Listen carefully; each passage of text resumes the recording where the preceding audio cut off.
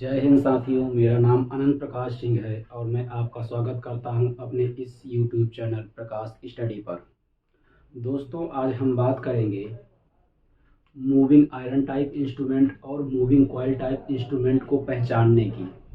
मतलब कि moving iron type instrument जो होते हैं और मूविंग कॉइल टाइप इंस्ट्रूमेंट जो होते हैं उनको कैसे पहचाना जाता है। अब मूविंग आयरन और मूविंग कॉइल इंस्ट्रूमेंट क्या होते हैं, पहले इसके बारे में हम थोड़ा सा जान लें। मूविंग आयरन का मतलब होता है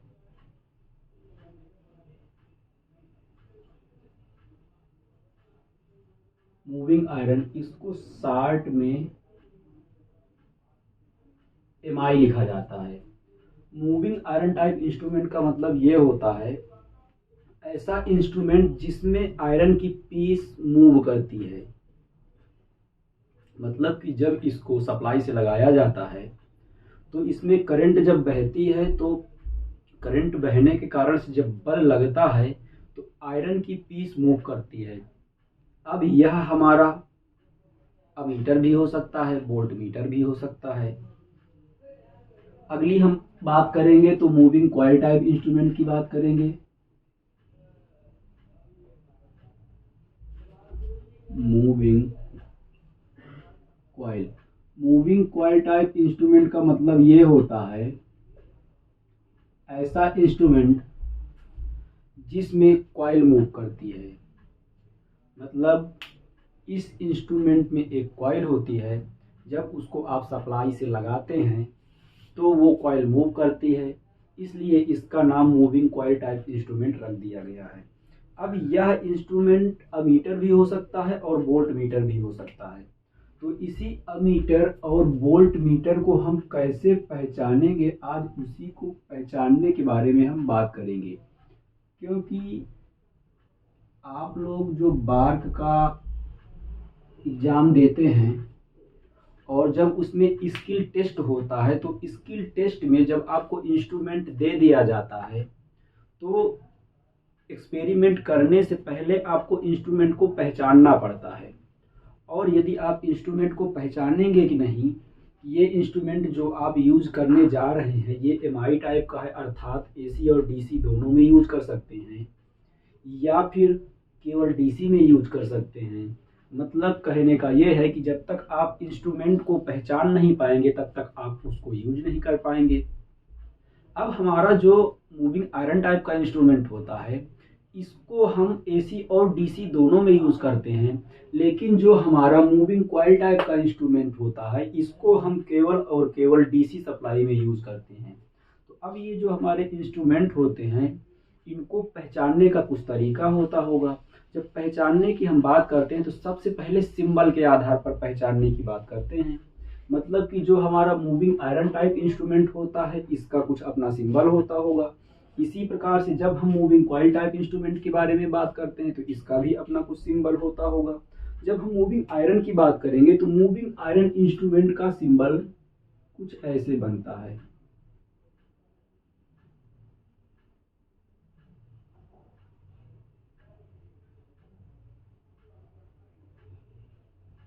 ये बनता है। जब भी आपको मूविंग आयरन इंस्ट्रूमेंट देखने को मिलेगा तो ये सिंबल आपको उसमें ज़रूर देखने को मिलेगा। अब ये आपका अमीटर हो सकता है या वोल्ट मीटर हो सकता है। कहने का मतलब दोनों में ये सिंबल आपको देखने को मिल जाएगा।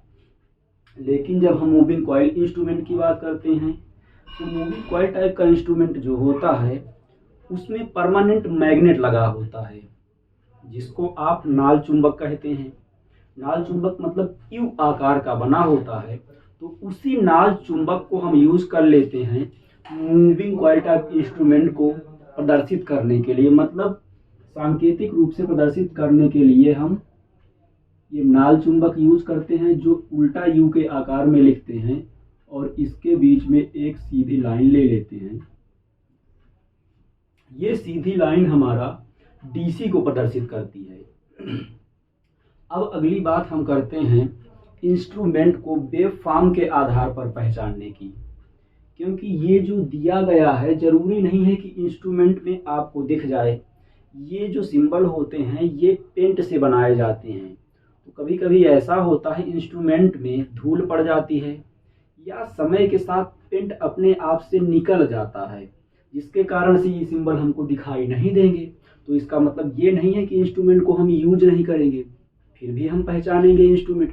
जब इंस्ट्रूमेंट हम पहचानेंगे तो अगली बात आती है वेवफॉर्म के आधार पर इंस्ट्रूमेंट को पहचानने की।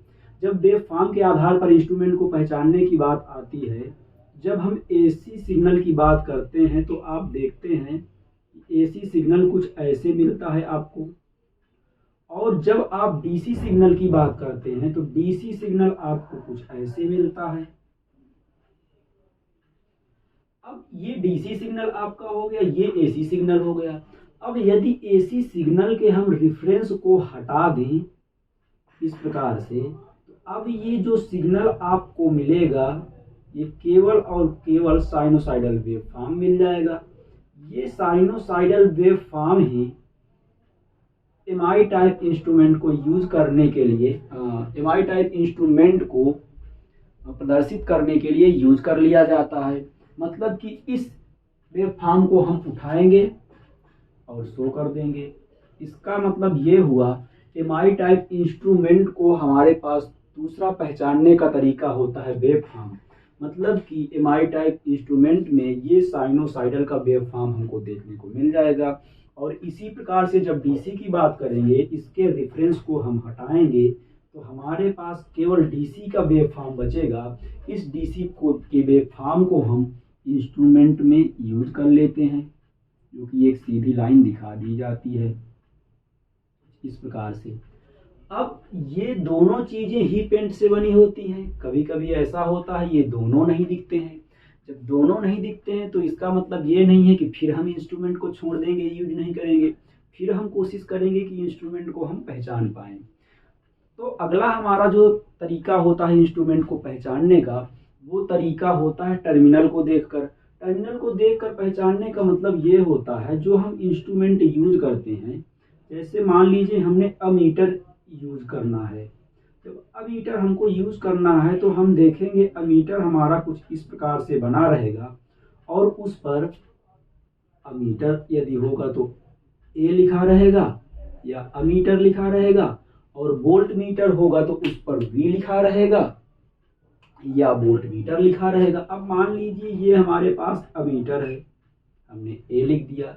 अब ये अमीटर है तो इसमें दो टर्मिनल होंगे। दो टर्मिनल में से जो आपका राइट हैंड की तरफ वाला टर्मिनल होगा उसमें तो ये शो कर दिया जाएगा कि ये इंस्ट्रूमेंट कितने रेंज तक की करंट को माप सकता है। जैसे यहाँ पर आप देख पा रहे हैं मैंने 10 एम्पियर लिख दिया। अब जब हमने एक टर्मिनल को इसमें फिक्स कर दिया, मतलब कि हमको ये पता चल गया कि हमारा ये इंस्ट्रूमेंट 10 एम्पियर तक की करंट को मेजर कर सकता है। तो देख रहे हैं अभी इसमें लेफ्ट साइड वाला टर्मिनल खाली पड़ा है। तो इस लेफ्ट टर्मिनल को जब आप देखेंगे तो इसमें आपको या तो सी लिखा हुआ मिल जाएगा या तो COM लिखा हुआ मिल जाएगा। COM मतलब कॉमन टर्मिनल, और यदि सी लिखा रहेगा तो उसका मतलब भी कॉमन टर्मिनल होगा। अब जब हम एमआई टाइप इंस्ट्रूमेंट की पहचानने की बात करेंगे तो ये COM इंस्ट्रूमेंट में आपको लिखा हुआ मिल जाएगा टर्मिनल पर। इसका मतलब एमआई टाइप इंस्ट्रूमेंट को तीसरा पहचानने का जो हमारे पास तरीका है वो टर्मिनल को देखकर पहचानने का तरीका है। टर्मिनल को देखकर पहचानेंगे तो इसमें लिखा रहेगा COM। और जब हम बात करते हैं डीसी इंस्ट्रूमेंट के लिए यानी कि एमसी टाइप इंस्ट्रूमेंट के लिए, तो एमसी टाइप इंस्ट्रूमेंट जो हमारा होगा मान लीजिए कुछ इस प्रकार से, वो भी हमारा अमीटर है। इसमें टर्मिनल दिए गए होंगे। मान लेते हैं हमारा ये 20 एम्पियर की रेंज का है। अगर 20 एम्पियर की रेंज का है तो यहाँ 20 एम्पियर हमको राइट हैंड टर्मिनल पे लिखा हुआ मिल जाएगा। और जब लेफ्ट हैंड टर्मिनल पर हम देखेंगे तो यहाँ पर हमको प्लस लिखा हुआ मिलेगा। अब यहाँ प्लस लिखा हुआ हमको क्यों मिल रहा है? क्योंकि हमारा जो डीसी सप्लाई होता है उसमें हमको दो पोलरिटी देखने को मिल जाती है। एक मिलती है पॉजिटिव पोलरिटी और दूसरी मिलती है निगेटिव पोलरिटी। तो इसमें जो प्लस का साइन बना रहता है, इसका मतलब ये हमारा पॉजिटिव टर्मिनल होता है, और जो जिस पे रेंज लिखी होती है इसका मतलब वो हमारा निगेटिव टर्मिनल होता है। तो अब जो एमसी टाइप इंस्ट्रूमेंट होता है उसको पहचानने की जब हम बात करेंगे तो इसको टर्मिनल को देख के पहचानेंगे। तो इसका मतलब यदि इंस्ट्रूमेंट में हमारे प्लस लिखा हुआ है तो एमसी टाइप का इंस्ट्रूमेंट होगा, और यदि COM लिखा हुआ है तो इसका मतलब ये होगा कि हमारा जो इंस्ट्रूमेंट होगा वो MI टाइप का होगा। अब कभी कभी ऐसा होता है किसी कारण से COM और प्लस ये भी हमको इंस्ट्रूमेंट में नहीं दिखता है। तो अब जो हम चौथे मेथड की बात करेंगे, चौथे तरीके की बात करेंगे, वो हमारा होगा स्केल को देख करके पहचानना। क्योंकि कोई भी इंस्ट्रूमेंट यदि हम यूज करने जा रहे हैं और उसमें स्केल नहीं है तो वो इंस्ट्रूमेंट हमारा किसी काम का नहीं है।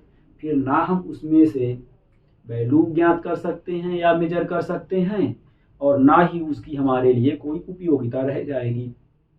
तो अब जब हम अगली बात करेंगे तो इसका मतलब ये है कि हम इंस्ट्रूमेंट की स्केल को देख करके पहचानेंगे। जब इंस्ट्रूमेंट की स्केल को देखकर पहचानेंगे तो हम देखेंगे कि जो हमारा एमआई टाइप का इंस्ट्रूमेंट होता है उसमें जो स्केल दी गई होती है, स्टार्टिंग में पास पास डिवीजन होते हैं, और जैसे जैसे दूर जाती है वैसे वैसे डिवीजन दूर होते जाते हैं। जैसा कि आप इसमें देख पा रहे हैं, शुरू का डिवीजन ये छोटा है, फिर बाद वाला उससे बड़ा है, उसके बाद वाला उससे बड़ा है।